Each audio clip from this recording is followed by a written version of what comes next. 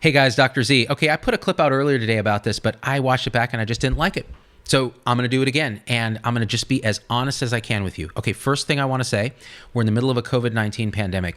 You, and I'm looking at you, are very unlikely to get sick or die. You really are unlikely to die from this, statistically, okay? So calm down.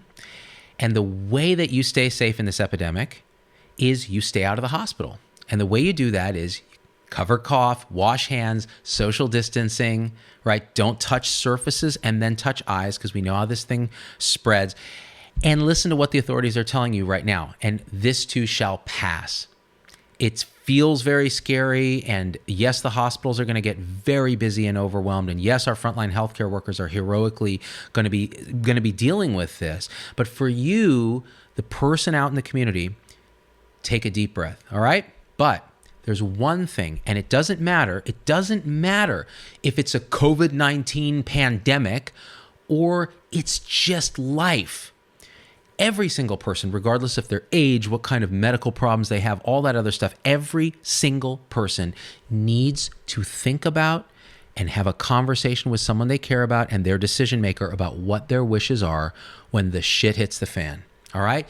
If you got so sick that you were to need CPR, electric shocks, medication to restart your heart, ventilators to help you breathe, those kind of so-called heroic measures, what would you want? Have you thought about it? Have you thought about what your wishes are? And yes, it's important for young people. If you got in a car wreck and it turns out you were on a ventilator and didn't have very good mental status and your quality of life was going to be poor, have you told someone, preferably that you care about and that cares about you, but not that isn't so emotionally attached to you that they're going to override your wishes for their own personal gain? Because that can happen, right? If your mom's your decision maker, maybe she doesn't want to let you have your own decision because she's too attached, right? And I'm just making an example. Have you told that person what your wishes are? Have you thought about what your wishes are if that were to happen? Because the way it goes down, and I've done videos about this, is not what you see on TV.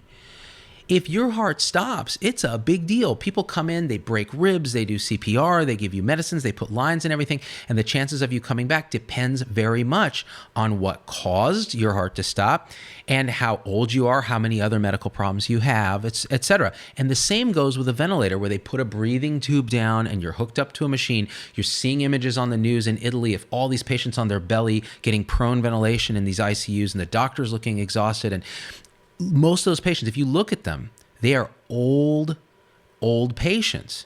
They're older patients. They're not necessarily young people. Young people can be affected, but it's statistically much less likely. And you can get sick, but you're statistically more likely to survive. So it isn't a one size all fits all size. It isn't a all size. You know what I'm saying? It isn't a one size fits all decision. It's a decision that you have to make based on what your values are, which means you have to ask yourself that. Now, if you're an older person, right, that has some other medical problems, and you haven't thought about what your wishes are, you really need to think, what are my chances if I end up on a ventilator of safely getting off with a good quality of life? What are my chances if they have to do a cardiac arrest code, which, by the way, puts the staff at risk now if you're infected, because you're pushing on someone's chest and you're in their face and we don't have good personal protective equipment. Are you going to survive and have a life that's worth living to you? Now, if we don't have these conversations, even when we're safe and sound at home on our lockdown quarantine, that's the time to have these conversations. And you tell your decision maker, you say, these are what my wishes are. I will link to a resource, there are many online, where you can actually document this stuff and give it to your care team. Whether you're insured or uninsured, you can carry this thing around with you, and your decision maker can help you when and if you can't make decisions yourself. So if you're 80 years old with multiple medical problems and you get infected with COVID-19 and require a ventilator, the chances of your not surviving that with a good quality of life are very high. So you have to ask yourself in advance, is that something I want to go through? The being intubated, the being on a ventilator, paralyzed and sedated, the broken ribs from the cardiac resuscitation, the whole torture for the family of seeing you go through that. unless it's something you really want. You just decided this is something I want, in which case that's great. The problem is when you've never told anyone, then their default is going to be they're going to do it to you anyways. And if they do it to you anyways, and you didn't want it, that's on you, but it's not just on you. It's going to harm your family, who now has to live with the decision to whether withdraw support on their own or continue to do things to you, which is effectively torture, by the way. This is what they don't tell you, and I linked to a clip in the description of a video I did about what it's actually like in those situations. It is not like what you see on TV, guys, all right? And not only that, but then you're taking up a ventilator when you didn't want that intervention. But you never told anyone what you wanted. And I'll tell you, we're not good at asking. We're not good at asking because, if you're going to be honest, healthcare system gets paid to torture you to death in an ICU. That's the honest truth. If you want to know what's up, that's what it is. All right? And so we're not incentivized to make you comfortable unless you tell us that. And we're scared ourselves because we have a stigma around death because our training says death is a failure. It's not. Suffering is a failure. We signed up to be the enemies of suffering in healthcare. And that means if your decision, and I get a lot of patients tell me, but if I'm very sick with COVID, say, and you don't do all these things, aren't I going to gasp for breath and suffer? And the answer is absolutely not. Because we have a toolkit that is vast for managing shortness of breath, suffering, anxiety, all those things. It's called hospice and comfort care and palliative medicine. And there's entire specialties of heroes and heroines that are devoted to exactly that.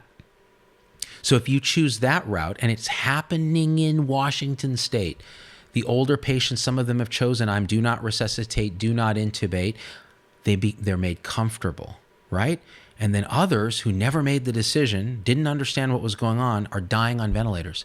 And if you look at what's happening in Italy, the physicians are exhausted because all these older people are dying alone in an ICU room. Why alone? Because we can't allow visitors because it's so much infection and we don't have enough personal protective equipment. They're dying alone on a ventilator when they didn't have to. They could have been in a comfort care room with their family. And we as physicians and hospital leaders and those types need to make sure that those provisions are there, as much as we need to make sure we have personal protective equipment for our doctors and nurses and respiratory therapists and pharmacists and everybody on the front lines. We need this provision as well, as much as we need ventilators to take care of the people that will get better and who have made the decision that they want that. Especially the rare young person who's going to be needing that ventilatory support and is more likely to survive it and go on to live a long and productive life. Let's be entirely honest with ourselves, with our patients, with our families, with each other. So this is the call to action. Have this conversation today. Chances are you're at home. Your chances are you're with your family. There are ways to broach the topic. Find a decision maker. Tell them what your wishes are. Think about what you want, right? Look online. I'll link some videos for you to check out. There's some great resources, even that we've done, and then links out to other resources you can use. When in doubt, talk to your healthcare provider. And do me a favor, share this video because this is not something we're talking about. There's so much stigma around this, right?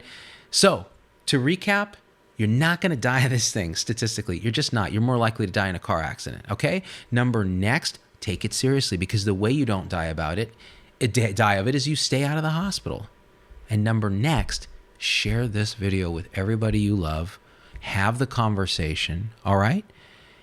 And check out the links in the description. Okay, I love you guys. Stay safe out there. We will get through this. We are going to. It's going to be okay. It's going to be hard, but we're going to do this. All right, guys? I love you. We out.